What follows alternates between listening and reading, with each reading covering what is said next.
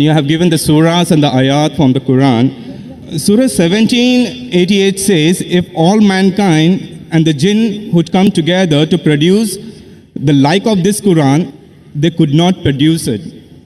But History of Al-Tabari, volume 6, page 107, Ibn Shahad, Kitab Al-Tabqat, Al-Kabir, volume 1, parts 1 and 2, pages 236 and 239, Ibn Ishaq, Sirat Rasulullah, page number 165, 167, says that Muhammad was inspired by the Satan and spoken on behalf of three goddesses, Allahat, Al-Uzza, and Mannat, saying that their intercession is hoped for. After some time, later upon receiving further revelation from angel Gabriel, that those verses were not from Allah, but inspired by Satan. My question is, this incident has several implications. The challenges of the Quran to bring the surah like it in Surah 1788 was actually met by those satanic words in Muhammad's own time, right? Which in turn leads to the conclusion that the rest of the Quran, is this from Allah either? Brother, what's your name? I'm Danny, I'm a student. I'm studying on the book. Brother Danny has asked a very good question. Yes, sir. That he quoted Surah Isra, chapter 17, verse number 88. That says that if all the men and jinn got together to produce the like of the Quran, they will not be able to do it. That's also repeated in Surah Tur, chapter number 52, verse number 34, just to help you out. And I'll give you more references. But he said, quoting Tabari and etc., that this verse of the Quran was from Satan. Maybe you read it wrong. It was an allegation that people said these words of the Quran are from Satan, and immediately the revelation came of Surah Waqia, chapter 56, verse number 77-80, saying that this book is well preserved, who none shall touch except those who are pure. A book well guarded by the Lord of the worlds. This verse came to say that no one be able to touch the Quran in Lohe Mahfuz, in tablet well preserved, except the Mutaharin, that is the pure angels, indicating that the Satans can come close nowhere to the Quran. So this was an allegation laid by the mushriks of Makkah on the Prophet that this is a Satan handiwork. In reply to this, there are various verses. Quran says in Surah Nisa chapter 4 verse 82, Quran says, أَفَلَا يَتَدَبُّرُونَ الْقُرْآنَ وَلَوْ قَانَ مِنْ عِنْدِ غَيْرِ اللَّهِ لَوْجَدُوا فِي اخْتِلَافًا كَثِيرًا. Do they not consider the Quran with care? Had it been from anyone besides Allah, there would have been many contradictions. Besides this, please let me. Zakir নায়ককে প্রশ্ন করা হলো যে আল্লাহ তো কোরআনে বলছে যে কি কোরআনের আয়াতের মতো একটা আয়াত বা সূরা লিখে আনতে পারবে না, এবং তখন ওই ছেলেটা বলল যে এখানে আল-তাবারি এবং ইবনে ইশাকের যে সোর্স, সেখান থেকে জানা যায় যে আমাদের নবীর কাছে শয়তান বাণী দিয়ে গেছিল। তো এ ব্যাপারে জাকির নায়ককে প্রশ্ন করা হলে উনি কিন্তু নানা কথাটা বলে উনি কিন্তু বললেন যে এটা ছিল একটা এলিগেশন, যে নবীর কাছে শয়তানের বাণী আসছিল, এটা ছিল একটা এলিগেশন মানে কি? অভিযোগ, অর্থাৎ একটা মিথ্যা অভিযোগ। এরকম মুশরিকরা অভিযোগ দিয়েছিল যে তার কাছে নাকি শয়তানের বাণী আসছিল, কিন্তু এটা কি আসলে এলিগেশন ছিল? এটা কি আসলেই কোনো ভুয়া অভিযোগ ছিল? তো আমরা সেই আল-তাবারি এবং ইবনে ইশাক, আমরা দুই সোর্স থেকেই আমরা বিষয়টা জানতে পারি। দেখুন এখানে কিন্তু খুব পরিষ্কারভাবে আল-তাবারি ভলিউম 6 পেজ নাম্বার হলো 107, এখানে দেখুন যে আল-তাবারি খুব পরিষ্কারভাবে লিখছে, Satan cursed a false revelation on the messenger of God's tongue. এখানে উনি কিন্তু বলেন নাই যে it was an allegation of pagans, Satan's casting a false revelation on the messenger of God's tongue. না, এরকম কথা কিন্তু উনি বলেনি। তো যাই হোক, আমরা একটু পড়ে দেখি যে ওখানে কি লেখা আছে। The messenger of God was eager for the welfare of his people and wished to effect a reconciliation with them in whatever ways he could. It is said that he wanted to find a way to do this, and what happened was as follows. এর বাংলাটা হচ্ছে যে somehow আমাদের নবী তার যে tribal লোকজন তাদের একটা মঙ্গল চাচ্ছিলেন এবং যে কোনোভাবে হোক তাদের সাথে একটা রিকনসিলিয়েশন মানে একটা সমঝোতায় যে কোনো রকমভাবে একটা সমঝোতা করে উনি ওনাদের সাথে তালমিল করে তাদের মঙ্গল করার জন্য খুবই এগার ছিলেন। এখানে নানা কথা বলে এখানে যে কথা বলছে যে when the messenger of God saw how his tribe turned their backs on him and was aggrieved to see them shunning the message he had brought to them from God, he longed in his soul that something would come to him from God which would reconcile him with his tribe. With his love for his tribe and his eagerness for their welfare, it would have delighted him if some of the difficulties which they made for him could have been smoothed out, and he debated with himself and fervently desired such an outcome, the God revealed. এখানে মুদ্রা কথা হচ্ছে যে উনি আসলে চাচ্ছিলেন যে যেহেতু তাদের সাথে একটা সমঝোতায় এসে তাদের সাথে তালমিল করে তাদের মঙ্গল উনি করবেন, এজন্য ওনার খুবই আগ্রহ ছিল। এজন্য উনি সবসময় আশা করতেন যে যেহেতু তার ট্রাইবের লোকজন তার দিক থেকে মুখ ফিরিয়ে নিয়েছে, অর্থাৎ তার সাথে কোনো সমঝোতা আসেনি, তো উনি এই জন্য আশা করতেন যে আল্লাহ নিশ্চয়ই কোনো একটা কিছু বাণী পাঠাবে যেটা দিয়ে হয়তো তার ট্রাইবের লোকজন অর্থাৎ কুরাইশদের সাথে তার একটা রিকনসিলিয়েশন হবে, অর্থাৎ একটা সমঝোতা হবে।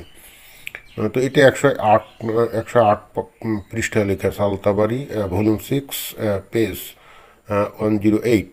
এখানে দেখুন যে আমি কিন্তু সব দেখিয়ে দিচ্ছি, আপনারা যারা আগ্রহী লোক আছেন ভিডিওতে দেখুন যে একেবারে সব পরিষ্কারভাবে দেখা যাচ্ছে, একেবারে কষ্ট করে কাট করে তারপরে সেগুলো আমি জুড়ে দিয়েছি যাতে আপনারা প্রত্যেকেই এগুলো আপনারা পড়তে পারেন। এবং এছাড়াও আমি ডেসক্রিপশন বক্সে আমি এই আলতাবারি কোথায় পাবেন, ইবনে ইসাক কোথায় পাবেন, এগুলো আমি দিয়ে দেবো।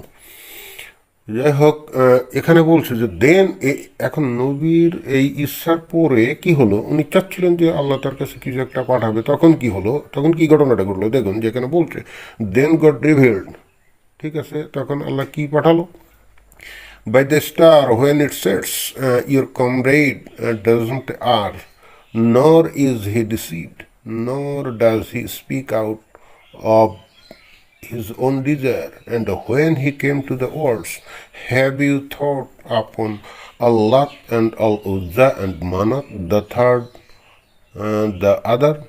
Satan cast on his tongue because of his inner debates and what he desired to bring to his people the words. These are the high-flying cranes, verily their intercession is accepted with approval. এইটা হচ্ছে যে সেই ওই সূরা আল নাজমের আয়াত, এখানে 19 এবং 20, সেটাই এখানে দেখুন যেখানে বলা হচ্ছে আল্লাহ মানে নক্ষত্রের শপথ, তোমার সাথী ভুল করেনি এবং প্রতারিতও হয়নি এবং নিজের ইচ্ছা থেকেও কথা বলেন না। এবং তারপরে বললেন যে তোমরা কি ভেবে দেখেছো আল্লাহ, উজ্জা এবং মানাত সম্পর্কে এবং আর একটা তৃতীয় একটা সম্পর্কে। এবং এই পর্যন্ত যখন আসলো তখন এখানে দেখুন যে পরিষ্কারভাবে এখানে লেখা আছে, আলতাবারি লিখছে, এটা কিন্তু কোনো কাফির নাস্তিক মুরতাদ অথবা কোনো উটকো নাস্তিক বা মুক্তমনেরা এরা লেখেনি, আলতাবারি লিখছে ইসলামের সবচাইতে অথেন্টিক এবং রিনাউন্ড এবং সবচাইতে গ্রহণযোগ্য যে ইতিহাসবিদ আলতাবারি উনি লিখছেন। এবং ইসলামের ইতিহাসে এই আলতাবারির ইতিহাসকে সবচাইতে গ্রহণযোগ্য ইতিহাস হিসেবে গণ্য করা হয়, কারণ নবীর বিষয়ে জানতে গেলে এই আলতাবারির এই কিতাব ছাড়া কোনোভাবেই জানা যায় না। তো এখানে দেখুন যে উনি লিখছেন, এই আলতাবারি কোনো নাস্তিক মুনাফিক ইহুদিদের দালাল ছিল না, উনি কিন্তু একজন নিবেদিত পুরাণ, একজন ডিভাউট মুসলিম ছিলেন। এবং উনি কি লিখছেন, শাতান কাস্ট অন হিজ টাং, শয়তান নবীর জিহ্বায় মানে নবীর মুখে মানে কিছু বাক্য রেখে দিল, because of his inner debates and what E desire to bring to his people. কারণ শয়তান জানতো যে নবী আসলে কী চাচ্ছে, তার মনের মধ্যে যে একটা দ্বিধা দ্বন্দ্ব, যে একটা অন্তর্দ্বন্দ্ব চলছে, যে তার লোকদেরকে উনি মঙ্গল করতে চান, তার লোকদের সাথে একটা সমঝোতা করতে চান, কিন্তু তার লোকজন যেহেতু তার দিক থেকে মুখ ফিরিয়ে নিয়েছে, এই জন্য উনি চাচ্ছিলেন যে সামহাও কিছু একটা আসুক যেটা নাকি তার লোকদের সাথে একটা সমঝোতা আসবে। তো এইটা তো শয়তান জানতো। তো এটা জানতে পেরে শয়তান কী করলো দেখুন, কি বা মানে কি শব্দগুলো উনি নবীর মুখে বসিয়ে দিলেন। দি ওয়ার্ডস কি সেগুলো, these are the high flying cranes verily their intercession is accepted with approval. অর্থাৎ এই বাণী এইগুলো হলো these are the high flying cranes, মানে এরা হলো হাই ফ্লাইং ক্রেন্স, অর্থাৎ উচ্চে উড্ডীন যে সারস পাখি তারা কারা, ওই লাত, মানাত এবং উজ্জা, এই তিনজন হলো সারস পাখি, উচ্চে উড্ডীনরত সারস পাখি। Verily their intercession is accepted with the approval. এবং এদের ইন্টারসেশন অর্থাৎ এদের মধ্যস্থতা গ্রহণযোগ্য, আল্লাহর অনুমোদন দিয়ে এদের ইন্টারসেশন গ্রহণযোগ্য। অর্থাৎ এর মূল কথা হচ্ছে যে যদি কুরাইশরা আল্লাহর কাছে যদি কোনো কিছু প্রার্থনা করে বা কিছু করে, তাহলে তারা আল্লাত, মানাত এবং উজ্জার মাধ্যমেও সেটা করতে পারে। মূল বক্তব্য হচ্ছে সেটা। অর্থাৎ এটা দিয়ে আল্লাত, মানাত এবং উজ্জা যে তিনটা দেবী ছিল তাদেরকে বস্তুত স্বীকার করে নেওয়া হচ্ছে যে তারা আল্লাহ, মানাত এবং উজ্জা এদের কাছে যদি, এদের মধ্য দিয়ে যদি আল্লাহর কাছে কোনো প্রার্থনা করে তাহলে সেটা গ্রহণযোগ্য হবে। এটাই মূল বক্তব্য হচ্ছে এটাই। তাহলে স্বাভাবিকভাবে এখন এরপরে কি ঘটলো, when the Quraysh heard this they rejoiced and were happy and delighted at the way in which he spoke of their gods. স্বাভাবিকভাবে কুরাইশরা কী হলো, কুরাইশরা যখন এটা শুনলো তখন তারা খুব উৎফুল্ল হয়ে গেল এবং খুশি হয়ে গেল, তারা আনন্দিত হলো এই কারণে যে নবী যেভাবে তাদের দেবদেবীর সম্পর্কে কথা বলছে। স্বাভাবিকভাবে যেহেতু এটাই তো তাদের সাথে সমস্যা ছিল, নবীর সাথে কুরাইশদের দ্বন্দ্বের মূল বিষয়টাই তো ছিল এইটা যে নবী কখনোই তাদের দেবদেবীকে স্বীকার করছিল না। And they listened to him while the Muslims, having complete trust in the Prophet in respect of the messages which he brought from God, did not suspect him of error, illusion or mistake. তারা ধরে নিল যে এটা কোনো রকম কোনো ভুল ভ্রান্তি থেকে আসেনি, এটা সঠিকভাবেই আসছে। When he came to the prostration, having completed the surah, he prostrated himself, and the Muslims did likewise, following their prophet, trusting in the message which he had brought and following the example. এখন এই সূরা পাঠ করার পর আমাদের নবী কী করলেন, উনি নিজে কী করলেন, উনি প্রোস্ট্রেট করলেন। প্রোস্ট্রেট মানে কি সিজদা দিলেন, এবং কী হলো তার সাথে তার যে সাথীরা ছিল, মুসলমানরা ছিল, বিশ্বাসীরা ছিল, তারাও সেই প্রোস্ট্রেট করলো, মানে সিজদা দিল। ফলোয়িং দেয়ার প্রফিট, নবীকে অনুসরণ, নবী যেহেতু সিজদা দিচ্ছেন এই জন্য মুসলমানরা দিল। ট্রাস্টিং দ্য মেসেজ, এবং তারা নবীকে বিশ্বাস করলো যে হ্যাঁ নবী যেটা বলছে এটা ঠিকই আছে, কারণ উনি তো উল্টোপাল্টা কিছু করবেন না, তাই না।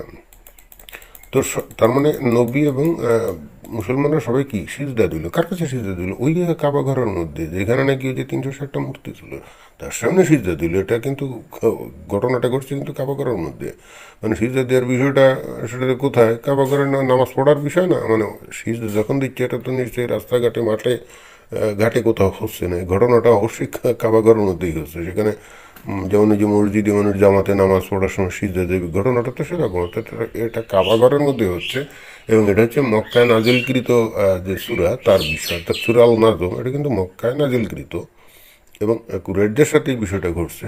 কি হলো যে নবী যখন সিজদা দিল তখন তার সাথে সাথে সব মুসলমানরা সিজদা দিল, এবং তারপরে কি হলো, those polytheists of the Quraysh and others who are in the mosque, এই যে দেখুন in the mosque অর্থাৎ in the mosque মসজিদে অর্থাৎ কাবাগারের মধ্যে, likewise prostrated themselves because of the reference of their gods which they had heard, so that there was no one in the mosque, believer or unbeliever, who did not prostrate himself. তার মানে কি, তার মানে ওই মসজিদের মধ্যে ঘটনাটা ঘটতেছে, যখন দেখলো যে নবী সিজদা দিল, তারপরে তার সাহাবীরা সিজদা দিল, তখন কুরাইশদের মানে যারা নাকি প্যাগান কুরাইশ যারা ওই মসজিদে উপস্থিত ছিল তারা কি করলো, তারাও প্রোস্ট্রেট করলো, অর্থাৎ তারাও সিজদা দিল নবীর সাথে, যেহেতু নবী তাদের গড অর্থাৎ আল্লাহ মানাত এবং উজ্জার বিষয়টাকে স্বীকার করে নিয়েছে, সুতরাং তাদের তো কোনো আর আপত্তি থাকার কথা না। এখন হচ্ছে কি, এই সময় একটা ঘটনা ঘটলো। The one exception was al Walid bin al Mughira, who was a very old man and could not prostrate himself. শুধুমাত্র একজন ব্যক্তি প্রোস্ট্রেট অর্থাৎ সিজদা দিল না, তার নাম হলো আল ওয়ালিদ আল মুঘিরা।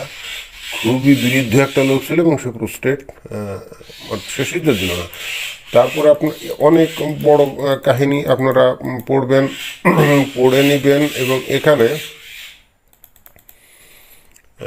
the Quraysh left delighted by the mention of their gods, which they had heard, saying, Muhammad has mentioned our gods in the most favorable way possible, stating in his recitation that they are the high-flying cranes and that their intercession is received with approval. কেন তারা খুশি হয়ে গেল কুরাইশরা? কারণ হয় যে নবী তাদের দেবদেবতাদের নাম করছে এবং তাদের মাধ্যমে আল্লাহর কাছে কি, এবং ওই দেবদেবতাদেরকে তুলনা করা হচ্ছে হাই ফ্লাইং ক্রেনস, অর্থাৎ উচ্চে উড্ডয়নরত যে ক্রেন, অর্থাৎ সারস পাখির মতো, এবং তারা মধ্যস্থতাকারী হবে এবং তাদের মধ্য দিয়ে আল্লাহর কাছে প্রার্থনা করা যাবে, কোনো সমস্যা নেই, যেটা নাকি বর্তমানে হিন্দুরা করে থাকে আর কি, অনেকটা সেরকম মনে হচ্ছে বিষয়টা। এইবারে যে ঘটনা ঘটলো, the news of this prostration reached those the messenger of gods companions who were in Abyssinia, and people said the Quraysh have accepted Islam. Some rose up to return while others remained behind. Then Gabriel came to the messenger of God and said, Muhammad, what have you done? You have recited to the people that which I did not bring to you from God, and you have said that which is not said to you. এই ঘটনাটা চতুর্দিকে ছড়ায় গেল যে দেখুন যে মক্কা যেখানে আর Abyssinia কোনখানে, হাজার হাজার কিলোমিটারের দূরত্ব, কিন্তু এই কাহিনীটা অর্থাৎ এই সংবাদটা আবিসিনিয়াতে যে সমস্ত সাহাবীরা গেছিল তাদের কাছে পর্যন্ত চলে গেছে। তাহলে ঘটনাটা নিশ্চয়ই কি, সেখান থেকে আবিসিনিয়া তো অনেক দূর, হাজার হাজার কিলোমিটার, সেখান থেকে সাগর মাঝখানে যে লোহিত সাগর আছে, এটা পাড়ি দিয়েই তারপরে আবিসিনিয়া কোথায়, ওই যে আফ্রিকা, তাই না? তো অত দূর খবর চলে গেছে অলরেডি।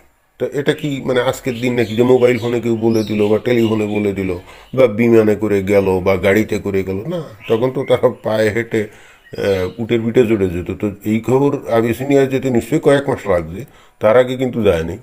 তো তারা চলে যাওয়ার পরে, এই খবরটা চলে যাওয়ার পরে আবিসিনিয়ার লোকজন তারা কী করলো, তা মানে শুনলো যে কুরাইশরা ইসলাম গ্রহণ করছে, এবং তখন তারা কী করলো, ফিরে আসার জন্যে তারা করলো, তারা সিদ্ধান্ত নিল। তখন তার মানে দেখুন যে আপনি যদি প্রেক্ষাপট দেখেন এবং তৎকালীন পরিস্থিতি দেখেন, তাহলে দেখবেন যে এরপরে গ্যাব্রিয়েল এসে বললো, হ্যাঁ মোহাম্মদ তুমি কী বলছো? তার মানে অনেক দিন পার হয়ে গেছে, মাসের পর মাস পার হয়ে গেছে, এটা কিন্তু মাসের পর মাস পার হয়ে গেছে। এরপরে সে বলছে যে তুমি কি বলছো, তুমি কি করছো, তুমি এমন কিছু কথা বলছো যে কথা আমি আল্লাহ থেকে তোমার কাছে আমি এসে বলি নাই। এবং তখন কি হলো, then the messenger of God was much grieved and feared God greatly, but God sent down a revelation to him, for he was merciful to him, consoling him and making the matter light for him, informing him that there had never been a prophet or a messenger before him who desired as he desired and wished as he wished, but that Satan had cast words into his recitations. As he had cast words on Muhammad's tongue, then God cancelled what Satan had thus cast and established his verses by telling him that he was like other prophets and messengers and revealed. তার মানে কি ঘটলো?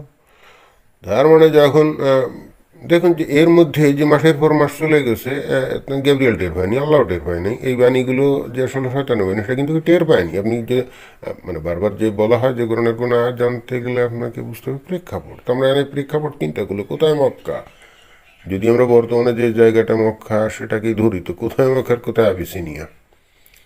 সেখানে কি মানে mobile ফোনে কি আবিসিনিয়ার লোকদেরকে কি ফোন করে জানাইছিল নাকি? না, তা জানায়নি। নিশ্চয়ই পদব্র যে কেউ গেছিল, এবং সেখানে যেতে নিশ্চয়ই সপ্তাহ পর সপ্তাহ, মাসের পর মাস লাগছিল, এবং তারপর তারা জানলো, এবং তারপরে গ্যাব্রিয়েল টের পেল, আল্লাহ টের পেল যে নবীর কাছে শয়তান বান দিয়ে গেছে।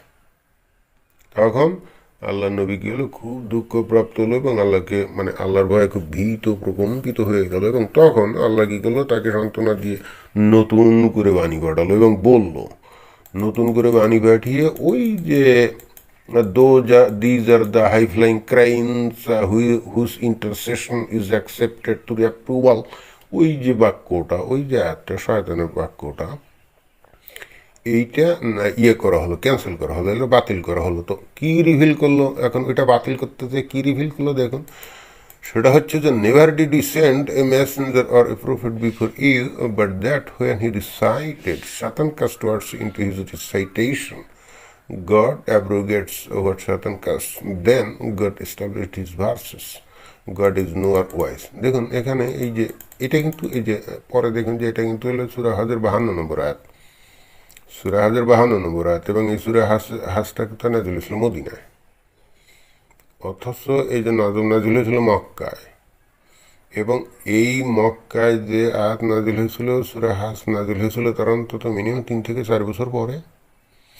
3 থেকে 4 বছর পরে এসে আল্লাহ কিন্তু, আপনারা যদি একটু ক্রনোলজিক্যাল যদি আপনারা টাইম লাইন দেখেন যে নাজম কখন নাজিল হয়েছিল, দেখেন নাজম নাজিল হয়েছিল মক্কার, এবং মক্কায় যে মানে সূরা নাজম নাজিল হয়েছিল, তারপরে আরও কিছু কিন্তু সূরা নাজিল হয়েছিল। এরপরে নবী মক্কায় মদিনায় চলে গেলেন, সেখানে প্রায় দেড় বছর পরে ও সেখানে প্রথমে সূরা বাকারা নাজিল হয়, এবং এরপরে 3-4 বছর পরে যে সূরা হজ নাজিল হয়। আপনারা যদি একটু টাইম লাইন দেখেন, আর যদি আপনারা মনে করেন দূর এগুলো দেখা টাকার দরকার নেই, যা আছে তা আছে, সেটা একটা ভিন্ন কথা। কিন্তু কথা হচ্ছে যে জাকির নায়ক এখানে তো বলতেছে যে এটা নাকি অ্যালিগেশন, এটা তো অ্যালিগেশন ছিল না। এখানে যে আলতাবাড়ি যেভাবে বর্ণনা দিচ্ছে, এটা কি অ্যালিগেশন মনে হয়? তো এখানে কি আয়াতটা পাঠালো সূরা হাজে, কি আয়াতটা পাঠালো যে দেখুন এখানে সূরা হাজটা এখানে বলছে যে 22 নম্বর সূরার 52 নম্বর আয়াতে বলছে, আমি আপনার পূর্বে যে সমস্ত রাসূল ও নবী প্রেরণ করেছি, তারা যখনই কিছু কল্পনা করেছে, তখনই শয়তান তাদের কল্পনায় কিছু মিশ্রণ করে দিয়েছে। অতঃপর আল্লাহ দূর করে দেন শয়তান যা মিশ্রণ করে। এরপর আল্লাহ তার আয়াতসমূহকে সুপ্রতিষ্ঠিত করেন। তাহলে এই আয়াতটা আল্লাহ নাজিল করলো, কারণ ওই যে শয়তানের আয়াত তার কাছে আসছিল, সেটাই কিন্তু কনফার্ম করতেছে। এখানে আল্লাহ কিন্তু কনফার্ম করছে, হ্যাঁ তোমার কাছে শয়তান যে আয়াত দিয়ে গেছিল, এটা আমি দূর করে দিলাম। এবং শুধু তুমি তোমার কাছেই না, অতীতে যে সমস্ত নবী রসুল আসছিল তাদের মুখেও কিন্তু এরকম শয়তানের বাণী প্রচার হয়েছিল ভুলবশত, কিন্তু আমি সেগুলো দূর করে দিয়েছিলাম। তাহলে এখানে আল্লাহ নিজে কনফার্ম করতেছে না যে নবীর কাছে সত্যি সত্যি কোরআন এই শয়তানের আয়াত আসছিল। অথচ জাকির নায়ক বলছে এটা নাকি অ্যালিগেশন ছিল। তো অ্যালিগেশন হলো আল্লাহ আবার এই আয়াত পাঠিয়ে মানে কনফার্ম করবে, কেন আল্লাহ নিজেই তো এখানে স্বীকার করেছে যে হ্যাঁ তার কাছে আসছিল, এবং এই আলতাবারি সেটাই তো এখানে বলছে। Then God cancelled what Satan had the cast. কি এখানে পরিষ্কারভাবে তো আলতাবারি বলতেছে যে শয়তান যেটা তার কাছে নাজিল করছিল এটাকে ক্যান্সেল করলো। তাহলে এটা কি অ্যালিগেশন কী করে, এটা অভিযোগ কী করে, ভুয়া অভিযোগ কী করে, এটা একটা গুজব কী করে? এটা তো কোনোভাবে গুজব না। আল্লাহ এখানে আলতাবারি নিজে সুন্দর বর্ণনা দিচ্ছে, এবং নট অনলি দ্যাট আল্লাহ মানে আলতাবারি বর্ণনা তো দিচ্ছেই, নট অনলি দ্যাট আল্লাহ নিজে আবার সেটাকে স্বীকার করেছে, হ্যাঁ তোমার কাছে আসছিল। এই যে বলছে না যে আমি আপনার পূর্বে যে সমস্ত রাসূল নবী প্রেরণ করেছি, তারা যখনই কিছু কল্পনা করেছে তখন ওই শয়তান তাদের কল্পনায় কিছু মিশ্রণ করে দিয়েছে, অতঃপর আল্লাহ দূর করে দেন শয়তান যা মিশ্রণ করে। তার মানে ওই যে এটা আল্লাহ কনফার্ম করলো না যে আগের নবীদের কাছে শয়তানের বাণী আসছিল, এটা তোমার কাছেও আসছে, দুঃখ করে না, আমি এটা দূর করে দিলাম। দেখুন এটা আরও নিশ্চিত হওয়ার জন্য আমরা তাফসির আল জালালিনের আমরা তাফসিরে যেতে পারি, যে দেখুন ওই যে আয়াতটা অর্থাৎ সূরা হাজের 52 নম্বর আয়াত, দেখুন যে এখানে তাফসির আল জালালিনে কিন্তু বলছে কি বলছে যে দেখেন, and we did not send before you any messenger Rasul, that is a prophet who has been commanded to deliver a message, or prophet Nabi, one who has not been commanded to deliver anything, but that when he recited the scripture, Satan cast into his recitation what is not from the Quran, but which those to whom the prophet had been sent would be pleasing. এবার কি বলতেছে দেখুন, যে the prophet had during an assembly of the men of Quraysh, after reciting the following verses from Surat Al-Najm, have you considered Lat and Ujja and Manat the third one? এই যে সেই 53 verse 19 to 20, অর্থাৎ সূরা আল-নাজমের 19 থেকে 20, added as a result of Satan casting them onto his tongue without his prophets being aware of it, the following words: those are the high-flying cranes, O al-Gharanik al-Ula, and indeed their intercession is to be hoped for. And so the men of Quraysh are thereby delighted. Gabriel, however, later informed him and the prophet of this, that Satan had cast onto his tongue, and he was grieved by it. এখানে সেই ওই এই যে সূরা এই যে হজর এই যে 52 নম্বর আয়াতটা কেন এখানে বলা হচ্ছে, যে কারণ ওই যে সূরা আল-নাজমের ওই যে 19 আর 20-এর পরে যে শয়তান যে বাণীটা দিল, যে হ্যাঁ এরা তিনজন হলো কি উচ্চ উড্ডয়নরত সারস পাখি, যারা নাকি আল্লাহ এবং মানুষের মধ্যে মধ্যস্থতাকারী, এবং আল্লাহর অনুমোদনের দ্বারাই কিন্তু এটা, এবং আল্লাহর অনুমোদনের দ্বারাই কিন্তু এটা। তো এইটা পরবর্তীতে আল্লাহ বললো যে এটা হলো শয়তানের বাণী, এবং যেহেতু গ্যাব্রিয়েল এসে তাকে জানালো যে এটা তো আসলে শয়তানের বাণী, তুমি কী করছো মুহাম্মদ, তুমি শয়তানের বাণীকে আল্লাহর বাণী বলে চালিয়ে দিয়েছো, এটা তো খুব খারাপ কাজ করছো। এটা যখন বলা হলো তখন নবী খুব দুঃখপ্রাপ্ত হলেন এবং আল্লাহর ভয়ে ভীত হয়ে গেলেন। ভীত তো হবেনি, কারণ ওনার কাছে আল্লাহর বাণী আসে, আল্লাহর বাণী উনি প্রচার করেন, মাঝখান দিয়ে যদি শয়তানের বাণী প্রচার করেন তাহলে উনি আল্লাহ ক্ষিপ্ত হবেন না? অবশ্যই ক্ষিপ্ত হবেন। এবং আমাদের নবীর জন্য খুব ভয় পেয়ে গেলেন, এবং অতপর তাকে কনসোলেশন দেওয়ার জন্য, অর্থাৎ সান্ত্বনা দেওয়ার জন্য এই যে সূরা হজের এই 52 নম্বর আয়াতটা আসে। এখানে এই যে তাফসীর আল জালালাইন সেটাই বলছে।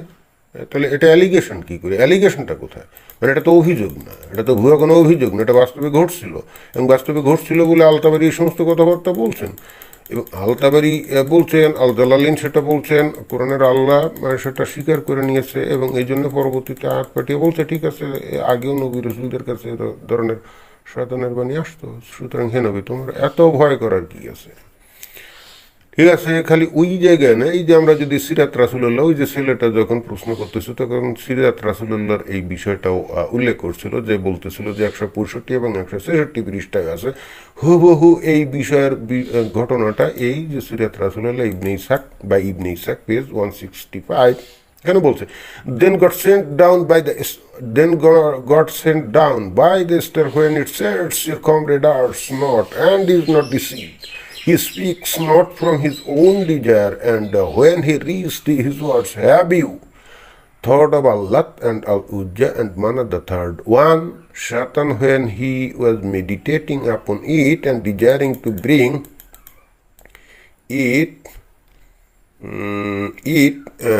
it reconciliation to his people, but upon his tongue, these are the exalted Gharanik, whose intercession is approved. When Quraysh heard that, they are delighted and greatly pleased at the way in which he spoke of their gods, and they listened to him, while the believers are holding that what the prophet brought them from the Lord was true, not suspecting a mistake or a vain desire or a sleep. And when he reached the prostration and the end of the surah, in which he prostrated himself, the Muslims prostrated themselves. So when their prophet prostrated, confirming what he brought and obeying his command, and the polytheists of Quraysh and others who were in the mosque prostrated when they heard the mention of their gods, so that everyone in the mosque, believers and unbelievers, prostrated except Al-Walid al-Mughira, who was an old man and who could not do so. একই ঘটনা এখানে তাই বলতেছে, যে যখনই ওই যে বলা হলো যে এরা তিনজন হলো যে ওই যে আল্লাহর এবং মানুষের মধ্যে মধ্যস্থতাকারী উচ্চ উড্ডীন রত সরস পাখি, এবং এই কথা যখন বললো কুরাইশরা তখন খুব খুশি হয়ে গেল, আনন্দিত হয়ে গেল। এবং যখন এই আয়াতগুলো পাঠ করে আমাদের নবী ওই যে মসজিদে উনি যখন কি করলেন, উনি যখন প্রস্ট্রেশন করলেন, প্রস্ট্রেশন মানে সিজদা দিলেন, তখন তার দেখা দেখি তার সাহাবিরাও অর্থাৎ মুসলমানরাও সিজদা দিল। কারণ নবী যেহেতু দিচ্ছে তো সাহাবিরা তো দিবেই। এবং অতএব নবী দেওয়ার মানা হচ্ছে কি, নবী ওই যে আল্লাহ মানাত এবং উজ্জা সম্পর্কে যা যা বললো সেগুলো সঠিক। কারণ নবী যা বলে সেটাই তো সাহাবিরা মানে, তো নবীর কোনো ব্যাপারে তো সাহাবিরা প্রশ্ন করতে পারে না। তো যখন এটা দিল তখন কি করলো, উপস্থিত যে পলিথেইস্ট অর্থাৎ যে মুশরিক যারা ছিল, পৌত্তলিক যারা ছিল কুরাইশ, তারাও প্রস্টেশন দিল। কেন দিবে না? কারণ হচ্ছে যে তারা তো এটাই এটাই আশা করতেছিল যে নবী মানে মুহাম্মদ ও তাদের দেবদেবীকে স্বীকার করে নিবে, তাহলে তাদের সাথে ধর্মীয় আর কোনো সমস্যা থাকবে না। তো যখন আল্লাহ মানাত এবং উজ্জাকে তারা আল্লাহ এবং মানুষের মধ্যে মধ্যস্থতাকারী হিসাবে আল্লাহ নবী স্বীকার করে নিল আয়াতের মাধ্যমে, তখন তারাও নবীর সাথে সিজদা দিল। That's all. এবং এখানে ওই একই কথা বলা আছে, আল মুঘিরা একজন খুবই বৃদ্ধ লোক, সে সিজদা দিল না। একই ঘটনা এখানে বলা আছে। এখানে কি কোথাও সন্দেহ করছিল বা এটা একটা অভিযোগ ছিল, এই ধরনের কোনো কথা আছে? আমরা যে আল তাবারিতে পড়লাম, এখন যে নিশাকে পড়লাম, তারপরে জালালিনের তাফসিরে দেখলাম, এখানে কোথাও বলা আছে যে mushriks are making an allegation against Muhammad saying satanic verses? আমরা তো দেখিনি। এখানে তো জাস্ট ঘটনা যা ঘটছিল এটাই। এবং নট অনলি দ্যাট, এই ঘটনা ঘটার পরে ওই যে এখানে আরও এই যে একই কথা এখানেও কিন্তু আছে, ইবনে শেখে আছে, the news this the prophet's companions who are in Abyssinia it being reported that Quraysh had accepted Islam, so some men started to return while others remained behind. তার মানে এই ঘটনা সেই কোথায় মক্কা কোথায় আবিসিনিয়া 1000 কিলোমিটার দূর, মাঝখানে লোহিত সাগর পাড়ি দিয়ে সেখানে চলে গেল। মোবাইল ফোন তো আর ছিল না যে সাথে সাথে খবর দিয়েছিল, তাহলে নিশ্চয়ই কয়েক মাস পরে সেই খবর গেছিল। খবর যাওয়ার পর যখন তারা সেখান থেকে ফিরে আসার চেষ্টা করতেছিল, then Gabriel came to the apostle and said, what have you done Muhammad? You have read to this people something I did not bring to you from God, and you have said what he did not say to you. এতদিন পরে গ্যাব্রিয়েলের খেয়াল হলো যে নবী তো আসলে শয়তানের বাণী মানুষের কাছে প্রচার করছে, আল্লাহ টের পায় নাই। মাসের পর মাস চলে গেছে, মানে খবরটা মক্কা থেকে আবিসিনিয়া পর্যন্ত চলে গেছে, এর মধ্যে মাসের পর মাস চলে গেছে, আল্লাহরও খবর নাই, গ্যাব্রিয়েলেরও খবর নাই, তার টেরই পায় নাই যে শয়তানের বাণী এতভাবে চতুর্দিকে ছড়ায় পড়ছে। অতপর যখন এই আবিসিনিয়া থেকে লোকজন ফিরে আসার উদ্যোগ নিল, তারা শুনলো যে কুরাইশরা ইসলাম গ্রহণ করছে। সো তারা চিন্তা করলো তাহলে আর আবিসিনিয়া থেকে লাভ কি, তারা তখন ফেরার চেষ্টা করলো। এবং তখন গ্যাব্রিয়েল এসে বললো তুমি করছোটা কি? এবং এই জায়গায় বলে, so god annulled what Satan had suggested and God established his verses. You are just like the prophets and apostles. And then God sent down. We have not sent a prophet or apostle before you. But when he longed, Satan cast suggestions into his longing. But God will annul what Satan has suggested. Then God will establish his verses. God being knowing and wise. তার মানে এখানে কি বললো?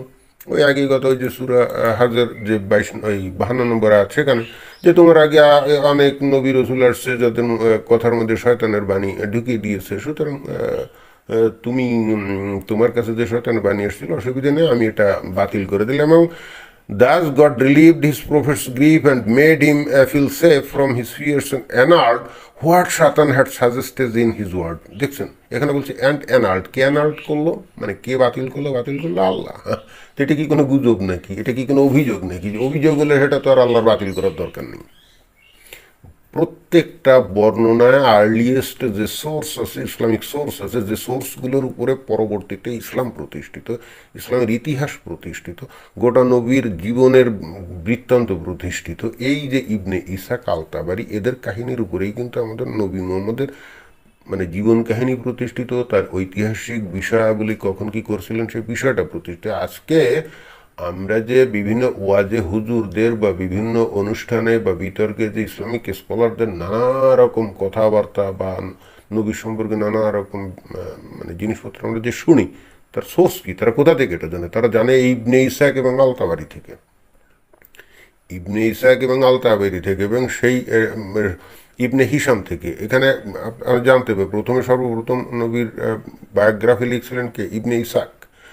ইবনে ইসাকের থেকে মানে materials নিয়ে ইবনে Hisham পরবর্তীতে একটা সিরাত রাসূলুল্লাহ লিখছিল বেসড অন ইবনে ইসাক, এবং এই ইবনে ইসাকের এবং ইবনে হিশামের ম্যাটেরিয়ালস থেকে তথ্য নিয়ে আল-তাবারি কিন্তু তার কিতাব লিখছিল। তাহলে সব কিছুর ভিত্তি হলো কিন্তু ইবনে ইসাক। ইবনে ইসাক ছাড়া আর কোনো অটোবায়োগ্রাফার নাই আর্লিয়েস্ট, এবং পরবর্তীতে যারাই নাকি নবীর জীবনী সম্পর্কে লিখছে সবার ভিত্তি বেস হলো ইবনে ইসাক। সুন্দরভাবে ইনি বলতেছেন এবং এখানে বলাও হচ্ছে। এবং এই জিনিসটা যারা তাফসিরকার তারা যখন ওই যে সূরা হজের 52 নম্বর আয়াত যখন তারা তাফসির করতে যায়, তারা তো এই ঘটনাগুলোকে অস্বীকার করতে পারে না। কারণ মনে করেন যে আজকে থেকে 50-100 বছর আগে যারা তাফসির করছে তারা কি জানে নাকি আয়াতের প্রেক্ষাপটটা এই প্রেক্ষাপটটা এটাই, এবং এই জন্য তারা অস্বীকার করতে পারে না। তবে ইদানিংকালে কিছু তাফসিরকার আছে যারা এই জিনিসটাকে মানে সাইড কাটার চেষ্টা করে। কেন কাটে সেটা বোধগম্য, কারণ নবীর কাছে শয়তানের বাণী এসেছিল, এটা শুনলে তো মুসলমানদের মনের মধ্যে কি হতে পারে, তাই না? তো এরা তো এই সেন্টিমেন্টটা জানে, যে কারণে এটাকে নানা কায়দায় সাইড করে। কিন্তু যারা আর্লিয়েস্ট স্কলার্স ছিল, যারা নাকি আর্লিয়েস্ট অটোবায়োগ্রাফার ছিল বা আর্লিয়েস্ট যে সমস্ত ইসলামিক স্কলার ছিল, তারা তো জিনিসটাকে কিভাবে সাইড করবে? কারণ এই জিনিসটাকে তাদের পক্ষে তো সাইড করা সম্ভব ছিল না, কারণ ঘটনাটা তো ওয়াইডলি স্প্রেড ছিল, ব্যাপকভাবে এটা চতুর্দিকে ছড়ানো ছিল। এই মানে মানে হাজার হাজার লক্ষ লক্ষ লোকের মধ্যে এই বিষয়গুলো তো জানা ছিল, তো তাদের পক্ষে তো এটা মানে সাইড করার কোনো সুযোগ ছিল না। এইটার তো কোনো অভিযোগ বা এটার তো কোনো অ্যালিগেশন ছিল না। দেখুন যে এইটা যে আসলেই কোনো অ্যালিগেশন ছিল না তা কিন্তু জানা যায় কিন্তু সই বুখারী থেকে। দুঃখজনকভাবে আমাদের সই যে হাদিসগুলো আছে সেইগুলো কিন্তু খুব স্পষ্টভাবে এই বিষয়টা কিন্তু নাই, কিন্তু ইনডিরেক্টলি আছে। কীরকমের যে সই বুখারী ইসলামিক ফাউন্ডেশন 17 কোরআন তিলাওয়াতে সিজদা, হাদিস নম্বর হলো 1006। আমরা যদি এটা পড়ে তাহলে কি দেখি? আমরা দেখি যে আব্দুল্লাহ ইবনে মাসউদ থেকে বর্ণিত, তিনি বলেন নবী সাল্লাল্লাহু আলাইহি ওয়াসাল্লাম মক্কায় সূরা আন-নাজম তিলাওয়াত করেন। ওই দেখেন সূরা আল-নাজম, সূরা আল-নাজম দেখছেন 53 নম্বরের সেই সূরাটা তিলাওয়াত করেন। এরপর তিনি সিজদা করেন এবং একজন বৃদ্ধ লোক ছাড়া তার সঙ্গে সবাই সিজদা করেন। দেখছেন কি করেন? এই টোটাল সূরা নাজম করার পরে তিনি সিজদা করেন এবং মানে একজন বৃদ্ধ লোক ছাড়া তার সঙ্গে সবাই সিজদা করেন। এখন অনেকে বলবে এই সবাই মানে হলো মুসলমান রে, এর মধ্যে বই অমুসলিম এগুলো নাই। জি না, এরপরের হাদিসটা আমরা পড়লেই বুঝবো যে সবাই বলতে কাদেরকে বুঝাচ্ছে। যে দেখুন সহিহ বুখারী ইসলামিক ফাউন্ডেশন অধ্যায় হলো 17 কোরআন তিলাওয়াতে সিজদা, হাদিস নম্বর হলো 1010, জাস্ট তারপরের হাদিসে দেখছেন কি বলা আছে? ইবনে আব্বাস থেকে বর্ণিত যে নবী সাল্লাল্লাহু আলাইহি ওয়াসাল্লাম সূরা আন-নাজম তিলাওয়াতের পর সিজদা করেন এবং তার সঙ্গে সমস্ত মুসলিম, মুশরিক, জিন, ইনসান সবাই সিজদা করেছিলেন। দেখছেন মুশরিকও সিজদা করছিল। তাহলে এটা হলো মক্কার ঘটনা। মক্কা আমরা তো জানি যে কুরাইশরা নবীকে নবী মানে নাই, তার ইসলাম গ্রহণ করে নাই, অথচ সেই নবী যখন মুসলমানদেরকে নিয়ে এই সূরা নাজম তিলাওয়াত করার পরে ওই কাবা ঘরের মধ্যে ওই যে 360টা, তখন তো কাবা ঘরের মধ্যে অনেকে আসলে এই জিনিসটা ভুলে যেতে থাকে বা ভোলার চেষ্টা করে বা এমনকি না জানার ভান করে, কিন্তু আসলে তখন তো কাবা ঘরের মধ্যে সেই কথিত 360টা মূর্তি তো ছিলই, অন্তত অ্যাটলিস্ট আল্লাহ মানা তুজ্জার মূর্তি তো ছিলই, হুয়ালের মূর্তি তো ছিলই, তাই না? তো সেখানেই কিন্তু সূরা নাজম পাঠ করেই কিন্তু আমাদের নবী সিজদা দিচ্ছেন এবং তার সাথে মুসলমানরাও সিজদা দিচ্ছে এবং সেই সাথে কি মুশরিকরাও সিজদা দিল। কিন্তু ঘটনাটা হচ্ছে মক্কার জীবনে, তখন কিন্তু কুরাইশরা কিন্তু ইসলাম গ্রহণ করেনি। তাহলে এমন কি ঘটলো যে মুশরিকরাও নবীর সাথে সিজদা দিল? তার মানে হচ্ছে হয় কুরাইশরা সবাই ইসলাম গ্রহণ করছিল এই জন্যই তারা সিজদা দিল, অথবা কুরাইশদের ধর্মের ব্যাপারের কিছু বিষয় যেটা নবী স্বীকার করে নিয়েছেন, যে কারণে কুরাইশরা নবীকে স্বীকার করে নিয়েছিল এই জন্য সিজদা দিল। দুইটার একটা ঘটবে, কিন্তু আমরা তো জানি যে কুরাইশরা ইসলাম গ্রহণ করেনি। তাহলে দ্বিতীয়টা রাইট। তার মানে কুরাইশদের কিছু বিষয় নবী স্বীকার করে নিয়েছিলেন, এবং কি স্বীকার করে নিয়েছিলেন সেটা তো এই যে আল তাবারি, ইবনে ইসাক, তারপরে তাফসির এবং সূরা হজের 52 নম্বর আয়াত থেকে তো পরিষ্কার বোঝাই যাচ্ছে যে নবী আসলে কি স্বীকার করে নিয়েছিলেন। সেটা হলো যে না, ওই লাত, মানাত এবং উজ্জা তাদেরকে মধ্যস্থতাকারী হিসাবে আল্লাহ এবং মানুষের মধ্যে মধ্যস্থতাকারী হিসাবে স্বীকার করে নিয়েছিলেন। এবং পরবর্তীতে আল্লাহই বলছে, আলতাবারি বলছে, ইবনে ইসাক বলছে এবং জালালাইন বলছে, মানে সর্বত্রই বলছে ওই বাক্যটা ছিল নাকি শয়তানের বাক্য। এবং পরবর্তীতে ওইটা বাতিল করে দিয়ে অন্য আয়াত নাযিল করা হয়েছে বলেই কিন্তু বলা হচ্ছে। কিন্তু কথা হচ্ছে তার আগে তো তোমরা কি ভেবে দেখেছো লাত, মানাত এবং লাত এবং উজ্জা, আল্লাত এবং উজ্জা সম্পর্কে এবং তৃতীয়টি মানাত সম্পর্কে? কিন্তু কথা হচ্ছে এই বাক্যগুলো যে শয়তানের না, তা তা তা কী করে বলা হবে? কারণ তো জাস্ট একটা বাক্য বাতিল করে দেওয়া হয়েছে যেখানে বলা হচ্ছে যে এরা হলো আল্লাহ এবং মানুষের মধ্যে মধ্যস্থতাকারী। এখন শুধুমাত্র ওই বাক্যটা, কিন্তু আগের বাক্যগুলো যে শয়তানের না। অথবা এরকমভাবে আরও যে এখন যেটাতে নাকি পৌত্তলিক ধর্মের সাথে একেবারে সরাসরি একটা বিষয় সম্পর্কিত ছিল, সেই বিষয়ে নাকি কয়েক মাস পরে বা কয়েক বছর পরে আল্লাহ নাইলে বাতিল করে দিল। ইটস ওকে, যেহেতু এটা সরাসরি ইসলামের একত্ববাদের সাথে একটা মানে সাংঘর্ষিক বা বিরোধী ছিল। কারণ আল্লাহ নবী তো এক আল্লাহ, লা ইলাহা ইল্লাল্লাহ, এটাই বলতেছে, অর্থাৎ আল্লাহ ছাড়া আর কেউ মাবুদ নেই, এই বাণীটা অর্থাৎ একেশ্বরবাদিতা প্রমাণ করেছে। তো হঠাৎ করে সেখানে যদি আল্লাহ, মানাত এবং উজ্জাকে স্বীকার করা হয়, তাহলে তো পুত্তলিকতাকে স্বীকার করে নেওয়া হলো বা মুশরিকে কে স্বীকার করে নেওয়া হলো। তো এটা তো সরাসরি বোঝাই যাচ্ছে যে এটা ইসলামের মূল থিমের এগেনস্টে যাচ্ছে। সুতরাং এটা নইলে আল্লাহ পরবর্তীতে বাতিল করে দিয়ে নতুন একটা আয়াত ঢুকালো। কিন্তু এ ধরনের আরও বহু কিছু আছে যেটার সাথে সরাসরি এরকম বোঝা যায় না যে এটা আসলে মুশরিকের সাথে সম্পর্কযুক্ত, বা এটা এরকম বহু কিছু আছে সরাসরি এরকম বোঝা যায় না। তাহলে এই ধরনের বিষয়গুলো সম্পর্কিত অন্য আয়াত যে শয়তানের মধ্যে ঢুকাইয়া দেয় না, তার গ্যারান্টিটা কি? যেটা নাকি সরাসরি বোঝা যাচ্ছে, যেটা নাকি দৃষ্টিকটু একেবারে প্রকাশ্যে বোঝাই যাচ্ছে যে এটা তো আসলে একত্ববাদী ধর্মের বরখেলাপ হয়ে যাচ্ছে। যদি আল্লাহ, মানাত এবং উজ্জা মানে দেবদেবীকে স্বীকার করে নেওয়া হয়, তাহলে একেশ্বরবাদী ধর্মকে প্রকৃতপক্ষে প্রকৃতপক্ষে একেশ্বরবাদী ধর্মটাকে মানে বিকৃত হয়ে যাচ্ছে, সেটা তো বোঝাই যাচ্ছে, যে কেউ বুঝতে পারে। এটার জন্য বিশাল পণ্ডিত হওয়ার দরকার নেই। সুতরাং এটা নিয়ে আল্লাহর একটা দুশ্চিন্তা ছিল, জিবরাইলের একটা দুশ্চিন্তা ছিল, বলে এটা নাকি পাল্টাইল। কিন্তু ডিরেক্টলি এরকম সরাসরি এরকম সম্পর্কিত না, সরাসরি এরকম বোঝাও যায় না। এরকম বহু কিছু, যেমন উদাহরণস্বরূপ আমরা বলতে পারি যে হজ করার যে বিষয়টা, সরাসরি হজ তো পৌত্তলিকদের প্রথা ছিল, ওরাই তো হজ করতো ওখানে, তাই না? ছাপা মারোয়ার মধ্যে যে সাই করা, দৌড়াদৌড়ি করা, এটাও তো মানে পুতুলিকরা করতো, তাই না? তারপরে এই যে কুরবানি দেয়া, এটাও তো ওই হজের সময় ওরা নিজেরা কুরবানি দিত। তো এই সমস্ত অনেক বিষয় যেগুলো নাকি পুতুলিকরা করতো, তাহলে এই বিষয়গুলো তো কোরআনের মধ্যে আল্লাহ বারবার বারবার কিন্তু বলে দিয়েছে এগুলো করতে। এখন এইগুলো যে শয়তানের মানে বিষয়টা হচ্ছে, আমাদের নবী তো বলছেন যে উনি পূর্ববর্তী নবীদের ধারাবাহিকতা। এখন পূর্ববর্তী নবীরা তো বা তাদের অনুসারীরা তো কেউ মক্কা আসতো না, এবং তারা তো এখানে কেউ সিজদা দিত না। তাদের কাছে তো এটা একটা প্যাগান টেম্পল ছাড়া আর কিছুই ছিল না। তাহলে ওইটার সাথে তো এখানে কোনো মিল নেই। তো যাই হোক, এইটা কোনো বিষয় না। বিষয় হচ্ছে যে আমাদের নবীর কাছে শয়তানের বাণী আসছিল কি আসছিল না, এখানে জাকির নায়েক খুব দৃঢ়তার সাথে বলতেছে যে এটা একটা অ্যালিগেশন, অভিযোগ।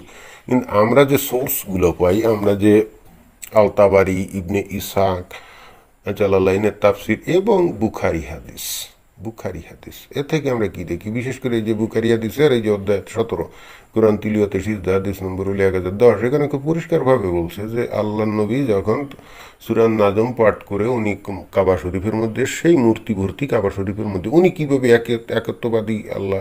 একত্ববাদী ধর্মের প্রবক্তা আমাদের নবী কীভাবে উনি ওই মূর্তির সামনে উনি সিজদা দিলেন, সেটাও তো একটা বিশাল প্রশ্ন। এই সহিহ হাদিস কি কেউ অস্বীকার করবে?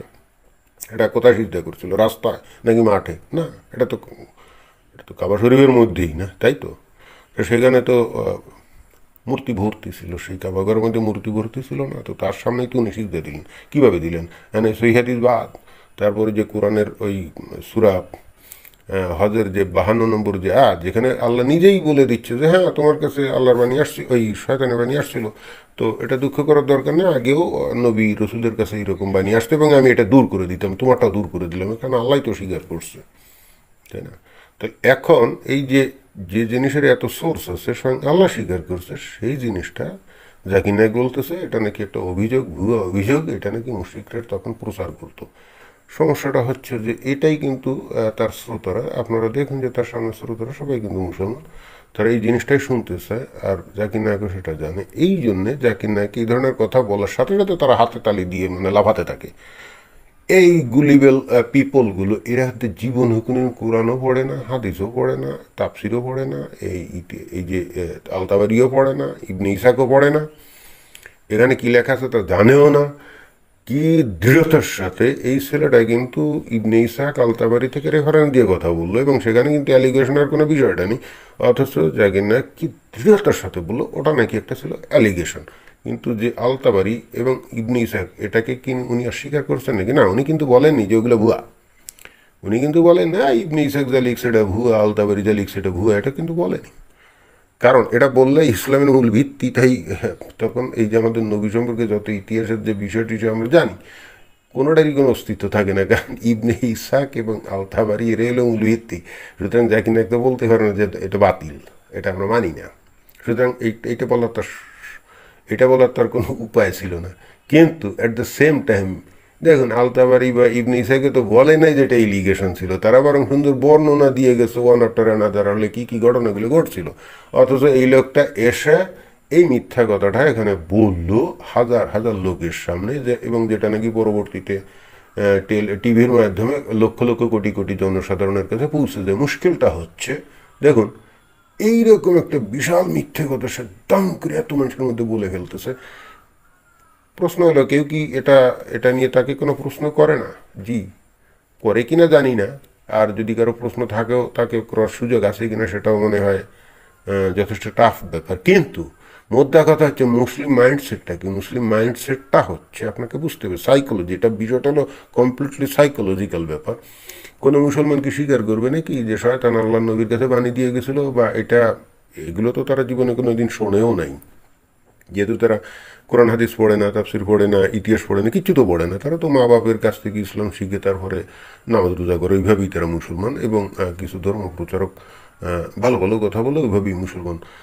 এই যে শয়তানের আয়াতের এই বিষয় আশয়গুলো বা আরও অন্যান্য বহু যে বিষয়, এইগুলোর একটাও কি কোনো ইসলামিক স্কলার বা আলেমরা বা ওয়াজিরা এই সাধারণ মানুষের কাছে প্রচার করে না? কেউই প্রচার করে না। ফলে এই বিষয় সম্পর্কে তাদের কোনো ধারণাই নেই।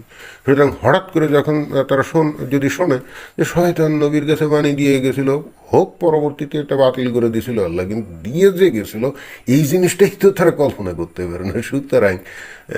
সুতরাং এই ধরনের লোকের কাছে, এই ধরনের একটা বিশাল লোকের কাছে যদি বলা হয় যে এটা একটা অভিযোগ ছিল, এরা কিন্তু সহজেই সেটা মেনে নিবে এবং এটা নিয়ে খোঁজ খবর করতে যাবে না। তবে সমস্যাটা হচ্ছে আধুনিক এই ইন্টারনেটের যুগে 100 জনের মধ্যে হয়তো 99 জন, বাদ দেন 1000 জনের মধ্যে হয়তো 999 জনই হয়তো খোঁজখবর নিবে না, কিন্তু একজন হয়তো খোঁজখবর নিবে। এবং যখন খোঁজখবর নিয়ে দেখবে যে জাকির নায়েক ভুল কথা বলছে বা মিথ্যা কথা বলছে, তখন কিন্তু সেটা নিয়ে সে কিছুটা হলে এটা নিয়ে শুরু করে দেবে। এবং জাকির নায়েকের এটাও বোঝা উচিত যে এইভাবে মিথ্যা কথা বললে যারা নাকি অমুসলিম, বিশেষ করে খ্রিস্টান, হিন্দু, তারপরে যারা নাস্তিক বা যারা ইহুদি, তারা তো আর চুপ করে বসে থাকবে না। এটা নিয়ে কি তারা চুপ করে বসে থাকবে না? তারা তো চুপ করে বসে থাকবে না, তাই তো। তো এই হলো ব্যাপার। এইভাবে আমার কাছে মনে হয় যে এইভাবে ইসলামের নামে মিথ্যা কথা বানানো, মন গড়া বিকৃত কথাবার্তা বলে জাকির নায়েক ইসলামের ভালো তো আমার কাছে মনে হচ্ছে না, ভালো সে করছে বলে মনে হয় না, বরং উল্টে ইসলামের ক্ষতি করছে। কারণ এই সমস্ত বক্তব্য বিবৃতি প্রাথমিক দিক দিয়ে মানুষের কাছে জনপ্রিয়তা হয়তো বাড়াতে পারে। এই যে গুলিবেল পিপুলগুলো তারা উৎফুল্ল হাতে তালি মারলো, কিন্তু এটা অ্যাট দ্য সেম টাইম যারা নাকি অমুসলিম তাদেরকে কিন্তু এজিটেটেড করে। কীরকম? তারা তখন এটাকে নিয়ে নাড়া বসা দুনিয়ায় যা আছে সব খুঁজিয়ে খুঁজিয়ে খুঁজিয়ে খুঁজিয়ে বের করে। আর তখন কি করে মুসলমানগুলো, এই যারা নাকি এই যে গুলিবেল মুসলিমগুলো, অজ্ঞ মুসলিমগুলো, এরাই তখন ওদেরকে বলে ইসলামোফোব, মানে ইসলাম বিদ্বেষী। আরে ভাই, তুমি ইসলামের নামে বানানো মিথ্যা মন গড়া কিচ্ছা কাহিনী বলবা, আর যখন মুসলিমরা তোমার প্রকৃত সত্যটা তোমাদেরই অথেন্টিক সোর্স থেকে, অর্থাৎ যারা নাকি ইসলামের অথেন্টিক সোর্স, সেখান থেকে বের করে তারা যখন প্রকৃত সত্যটা তুলে ধরবে, তখন তাদেরকে বলবে ইসলাম বিদ্বেষী। এই সমস্ত খেলা কি বেশি দিন টেকে না।